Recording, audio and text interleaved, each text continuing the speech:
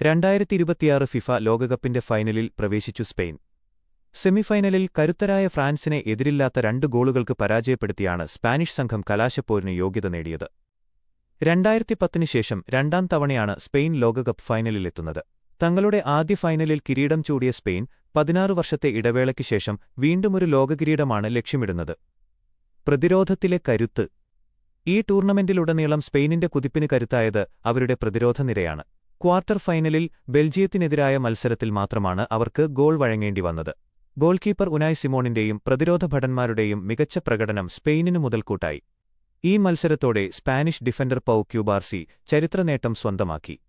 ലോകകപ്പിൽ ഏറ്റവും വേഗത്തിൽ 6 ക്ലീൻ ഷീറ്റുകളിൽ പങ്കാളിയാവുന്ന ഡിഫൻഡറായി അദ്ദേഹം മാറി. വെറും 6 മത്സരങ്ങളിൽ നിന്നാണ് ക്യൂബാർസി ഈ നേട്ടത്തിലെത്തിയത്. ഇറ്റാലിയൻ ഇതിഹാസം പൗലോ മാൾഡീനി തന്റെ ആദ്യ ലോകകപ്പിൽ നേടിയ 5 ക്ലീൻ ഷീറ്റുകളുടെ റെക്കോർഡാണ് ഇതോടെ പഴങ്കഥയായത്. മത്സരത്തിന്റെ ഗതി. ഡാലസ് സ്റ്റേഡിയത്തിൽ നടന്ന മത്സരത്തിൽ തുടക്കം മുതൽ സ്പെയിൻ ആധിപത്യം പുലർത്തിയിരുന്നു.